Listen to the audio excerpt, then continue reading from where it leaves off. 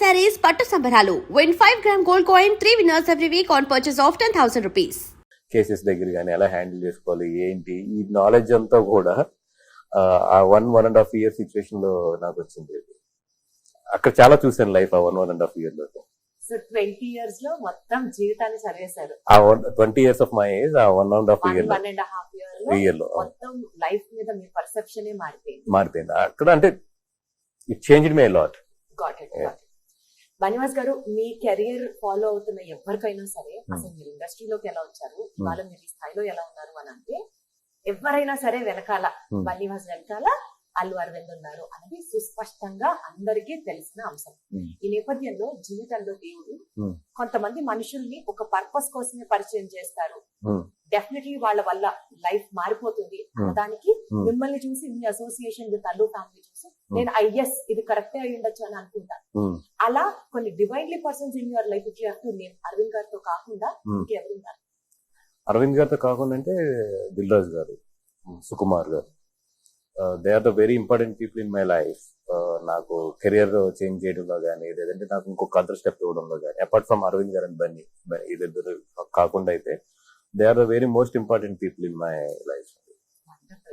అసలు అరవింద్ గారితో మీకు ఉన్న ఆ రిలేషన్ ఎంత స్ట్రాంగ్ అంటే మా దాకా వచ్చేటప్పటికి ఎలా అంటే నా పరిచయం విత్ బన్నీ గారు బ్రదర్ బాబీతో అక్కడ నుంచి actually first step is that one. అది అంచెలంచెలుగా ఎదుగుతూ ఎక్కడి దాకా వెళ్ళిందంటే బన్నీ గారు ఏ ఇంట్లో ఉండాలో, ఏ ఫోన్ వాడాలో, ఏ కార్ లో వెళ్ళాలో అంతా అరవింద్ గారు సొంత కొడుకులాగా జాగ్రత్తలు తీసుకుంటారు. ఒక పెద్ద కొడుకు లెక్క అనేంత స్థాయికి ఎదిగింది. అది బయట ఉన్న మిత్. అవునా? బన్నీ గారు అనేది he's a very individual personality.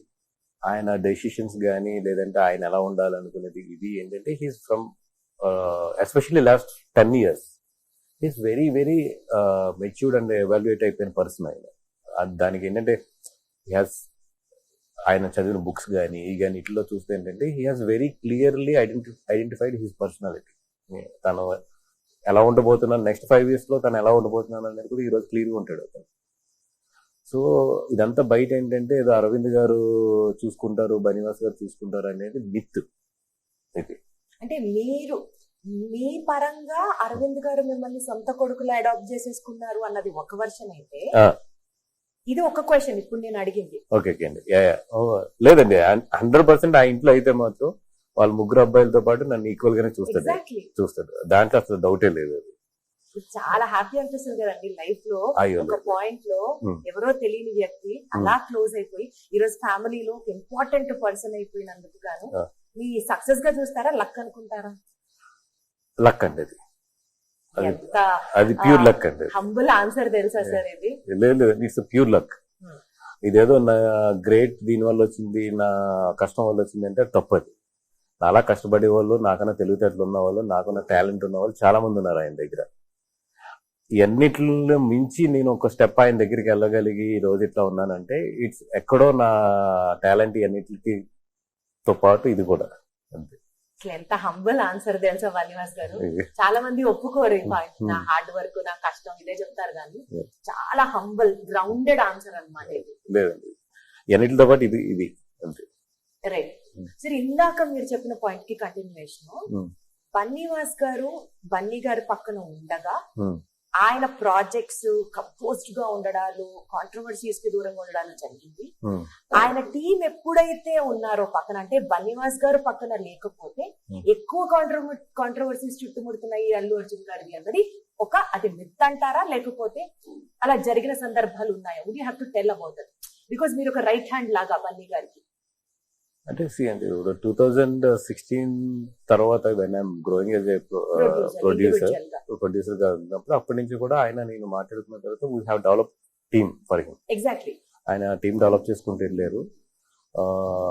ఇప్పుడు ఏదన్నా బాగా ఇంపార్టెంట్ విషయం వస్తే లేదంటే ఏదైనా బాగా ఇది వాసు హ్యాండిల్ చేస్తాడానికి ఇచ్చేయండి అన్నప్పుడు నాకు చెప్తారు జనరల్లీ. బట్ మనం అర్థం చేసుకోవాల్సింది కూడా ఏంటంటే ఇప్పుడు ఆయన పక్కన ఎవరో ఉండి ఆయన్ని చేసే స్టేజ్ అయితే మాత్రం ఆయన ఇప్పుడు కాదు, లాస్ట్ 10 years నుంచి కాదు. అది వెరీ వెరీ క్లియర్. వెరీ ఎట్లా చెప్తాను, వెరీ ఆయన థింకింగ్ కానీ ఆలోచన కానీ చాలా ఎస్పెషల్లీ 2011 నుంచి అయితే మాత్రం వేరే లెవెల్లో వెళ్ళిపోయాడు ఆయన. అక్కడి నుంచి ఏంటంటే ఆయనకైనా డెవలప్ అవుతూ వెళ్ళాడు ఆయన, ఇది ఒక పర్సనాలిటీగా కానీ ఒక దీంట్లో కానీ. ఇప్పుడు వాట్ ఎవర్ ఇన్సిడెంట్స్ హ్యాపెన్స్ ఏంటంటే మీరు చూడండి ఎనీ స్టార్ లైఫ్ లో ఇన్సిడెంట్స్ అవుతాయి, 200% అవుతాయి. అట్లాగే ఈయన పీక్ స్టేజ్ లోకి వెళ్తున్నప్పుడు ఇన్సిడెంట్స్ అవుతాయి. ఎందుకంటే ఒక సక్సెస్ తో పాటు నెగిటివిటీ అంత వస్తుంది. అండ్ ఒక సక్సెస్ లో పెద్ద స్టేజ్కి వెళ్ళిన తర్వాత ఒక ఇన్సిడెంట్ కూడా మామూలు ఫైర్ అవ్వాలి. సో ఆ ఫైర్ అట్లాంటి అయినప్పుడు ఏంటంటే పక్కన మాలాంటి ఎక్స్పీరియన్స్ పీపుల్ ఉపయోగపడుతుంది తప్పితే. But whatever he design is own. అది దాంట్లో వాళ్ళ ఫాదర్ది కానీ నాది కానీ ఇవన్నీ కూడా we are helped him. But own design అయితే మాత్రం ఆయనదే. సో మీరు పక్కన ఉన్నా పక్కన లేకపోయినా ఆయన ఇండివిజువాలిటీ, ఆయన చరిష్మా, ఆయన హార్డ్ వర్క్, ఆయన planning like extremely his own thing. And second thing ఏంటంటే ఇంకా నేను లేకపోతే ఇంకా ఫాస్ట్ ఉంటాడు ఆయన. ఇంకా ఏంటంటే నేను జనరల్లీ ఏం చేస్తానంటే ఆయన్ని స్లో చేస్తాను, లాగుతూ ఉంటారా? అంటే నాకున్న భయాలు, నాకున్న అప్రహాన్సెస్ తో, నాకున్న ఒక మిడిల్ క్లాస్ భయాలు, మనకు మిడిల్ క్లాస్ కి భయాలు చాలా ఎక్కువ ఉంటాయి. నేను ఆ మిడిల్ క్లాస్ నుంచి పెరిగినోని కాబట్టి నా భయాలు ఇట్లకి కొన్ని డేర్ చేయలేదు. అంటే ఇప్పుడు గమని ఆయన చాలా స్ట్రైట్ గా చెప్తాడు ఏ విషయం అన్నా సరే. ఒక నచ్చితే నచ్చిందని చెప్తాడు, నచ్చకపోతే నచ్చలేదని చెప్తాడు. నేను అలా చెప్పలేను, చాలా బయాస్, చాలా బ్యాలెన్స్ గా డిప్లొమాటిక్ గా వెళ్తాడు. అది ఆయనకు నచ్చుతుంది. నువ్వు ఎందుకు భయపడతావు? నువ్వు ఇది నచ్చలేదు అన్నప్పుడు నువ్వు నచ్చలేదని చెప్పు. లేదండి అవతల వాళ్ళు గమనిస్తారు. నువ్వు అటు ఇటు కాకుండా చెప్తున్నప్పుడు ఆడు ఎక్కువ కన్ఫ్యూజ్ అవుతాడు. ఇట్స్ బెటర్ ఒక నిమిషం హర్ట్ అయినా కూడా నెక్స్ట్ మినిట్ లో ఆడికి క్లారిటీ వస్తుంది. Super, correct. నువ్వు నో చెప్తానికి జంకి నువ్వు మధ్యలో అడ్జస్ట్ చేస్తావు చూసి అవతల ఏంటంటే నీలో జెన్యూనిటీ ఫీల్ అవ్వడు. అట్లీస్ట్ నో చెప్పినప్పుడు తిట్టుకున్నా కూడా తర్వాత నీకు చేయాలనుకున్నప్పుడు నువ్వు చెయ్యి. ఆ రోజు అతను అర్థం చేసుకుంటాడు. ఈ క్వాలిటీని మీరు కూడా అలవాటు చేసుకోవడం స్టార్ట్ చేశారా? చాలా ట్రై చేస్తున్నాను కానీ అవ్వట్లేదు. చాలా ట్రై చేస్తున్నాను ఇన్ఫాక్ట్. బట్ అక్కడికి వచ్చినప్పటికి ఏంటంటే మళ్ళీ అవతల ఎక్కడ హర్ట్ అవుతాడేమో అని చెప్పి చాలా బ్యాలెన్స్డ్ గా చెప్పడం అలవాటు అవుతుంది. ఒరిజినల్ గా వస్తున్నాను తప్పితే ఆయనలాగా ఆయన ఏంటంటే కొంచెం చాలా స్ట్రైట్ గా ఉంటాడు ఆయన ఆ విషయాల్లో. Always that is very safe అండి. అలా ఉన్న వాళ్ళు చాలా ప్లెయిన్ హార్టెడ్ ఉంటారు. హీస్ నచ్చింది నచ్చలేదు అన్నదుకునే మాట్లాడతారు తప్పితే ఆయన వయా బ్యాలెన్స్డ్ తక్కువే. రైట్. తండేల్ మూవీకి సంబంధించి బనివాస్ గారు సంక్రాంతికి రిలీజ్ అవ్వాల్సిన cinema it got post phone to Feb 7th. ఇప్పుడు సంక్రాంతికి రిలీజ్ అయిన సినిమాలకు సంబంధించి రిజల్ట్స్ చూసిన తర్వాత ఎస్ నేను తీసుకున్న డెసిషన్ కరెక్టే అని ఫీల్ అవుతున్నారా? 100%. దాంట్లో అసలు ఎందుకంటే we want theatres, very clear, good theatres. ఆ కాంపిటీషన్ వెళ్ళుంటే 100% మేము అనుకున్న థియేటర్లు అంత మంచి థియేటర్లు దొరకవు. ఇప్పుడు మా గ్రిప్ ఉన్న ఏరియాలో దొరుకుతాయి కానీ మా గ్రిప్ లేని ఏరియాలు చాలా ఎక్కువ ఉన్నాయి. మా గ్రిప్ ఉన్నాయి 2 ఏరియాలు. సో 100% ఏంటంటే డెఫినెట్ గా మేము అనుకున్నట్టయితే రిలీజ్ చేయలేకపోదు. అందుకని చెప్పి ఇట్స్ బెటర్ టు హోల్డ్ అంత కాంపిటీషన్ లోకి వెళ్ళే కన్నా. సంక్రాంతి సినిమాలు అని అంటే ఒక ఎక్స్పెక్టేషన్, డెఫినెట్లీ హాలిడే సీజన్, అందరూ వాచ్ చేస్తారు. ఇప్పుడు అట్లీస్ట్ మొన్న రిలీజ్ అయిన సినిమాల్లో తండేల్ ఒక స్టాండ్ అవుట్ సినిమాగా ఉండుండేది. ఎవరి సినిమాలు అంటే వాళ్ళకి ఆ కాన్ఫిడెన్స్ ఉంటుంది కాబట్టి. ఈ థాట్స్ ఉన్న పాయింట్ లో అక్కినేని ఫ్యామిలీకి ఒక హిట్ పడడం అవసరం. నాగ చైతన్య గారు డెస్పరెట్ గా ఉన్నారు హిట్ కోసం. And so much of hard work అని విన్నాము సినిమాలో. సినిమా పోస్ట్ పోన్ చేద్దాము అన్న థాట్ ని ఆయన కూడా అప్రిషియేట్ చేశారా? ఎక్స్ప్లెయిన్ చేస్తున్నారు. సో ఫస్ట్ ఒప్పుకోలేదంటే ఫస్ట్ మేము అనుకున్నది యాక్చువల్లీ డిసెంబర్ లో అనుకున్నాం. డిసెంబర్ లో సినిమా మాకు కంప్లీట్ అవ్వలేదు. టు బి హానెస్ట్ కంప్లీట్ అవ్వలేదు. అప్పటికి సీరియల్ కానీ ఈ కానీ కంప్లీట్ అవ్వలేదు.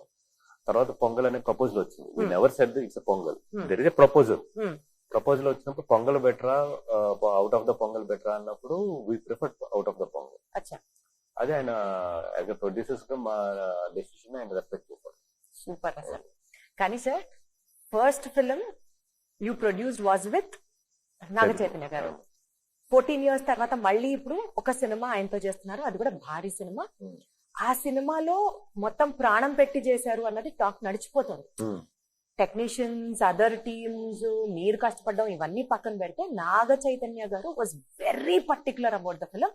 ఇది హిట్ కొట్టి తీరాల్సిందే అన్నంత ప్రాణం పెట్టి చేశారు సినిమా. అన్ని సినిమాలు చేస్తే ఈ సినిమాకి ఎక్కువ డెడికేషన్ అన్నది బయటకు వచ్చింది. ఈ నేపథ్యంలో మీకు ఇది పేబ్యాక్ సినిమానా గ్రాటిట్యూడ్ పరంగా, లేదా you are like proper producer, business ఆలోచించాలి, థియేటర్స్ ఆలోచించాలి, స్టాండర్డ్స్ ఆలోచించాలి, ఆ రకంగా నడిచిన సినిమానా?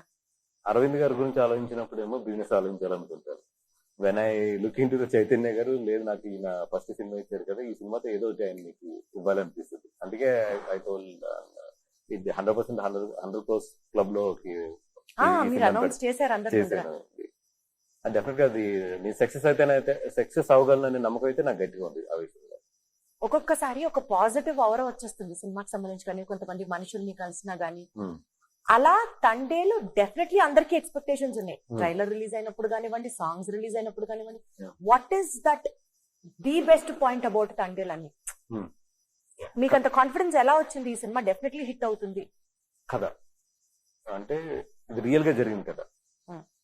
అంటే రియల్ ఒక లైఫ్ లో రియల్ ఎమోషన్స్ నుంచి కథ వెళ్తూ ఉంటుంది. అండ్ మీరు కూర్చున్నప్పుడు 100% రాజు అండ్ బుజ్జితల్లి వీళ్ళిద్దరిని అయితే మాత్రం ఫీల్ అవుతారు థియేటర్ లో. అంటే ఇది ఒక real life story. Real life story, ఒక రియల్ గా జరిగిన ఇన్సిడెంట్ ని తీసుకుని ఒక కథ కింద తయారు చేసిన కథ ఇది. అంతే తప్పితే ఇదేదో కూర్చుని రాసిన కథ అయితే కాదు. ఒక రియల్ గా జరిగిన ఇన్సిడెంట్స్ నుంచి ఒక డ్రామా క్రియేట్ చేసుకుని వెళ్ళాం మొత్తం. సో అండ్ వింటున్నప్పుడే నిజంగా, అంటే ఇప్పుడు సినిమాలు ఎక్కడి నుంచో ఎక్కడో ఒక ఇన్స్పిరేషన్ ఉంటుంది అంటారు కదా, ఇదైతే ఒక నిజంగా వాళ్ళ కథ వింటున్నప్పుడు జరిగిన అన్ని ఇన్సిడెంట్స్ వింటున్నప్పుడు అయితే నాకు నిజంగా ఒక సినిమా కనిపించింది. రియల్ లైఫ్ లో కూడా ఇలా జరుగుతుందా అనేది. సో ఒక రియల్ లైఫ్ లో జరిగింది ఒక సినిమా కింద ఉంది కాబట్టి I have full confidence that definitely ఇది ఆడుతుంది అని చెప్పి. మనసులోంచి వచ్చిన మాట అంతలా కనెక్ట్ అయిపోయారు మీరు. లేదు, ఈ కథ కదా బాగా కనెక్ట్ అయ్యారు. ఎలా చూస్ చేసుకుంటారు బనివాస్ గారు? మీరు ప్రొడ్యూస్ చేయాలంటే సినిమాల్ని మార్కెట్ పరంగా ఆలోచిస్తారా? అంటే కమర్షియాలిటీకి ఇంపార్టెన్స్ ఇస్తారా? స్టార్ కాస్ట్ కి ఇంపార్టెన్స్ ఇస్తారా? కథకి మాత్రమే ఇంపార్టెన్స్ ఇస్తారా? మూడు కలిపి చేస్తాము అన్నది ఒక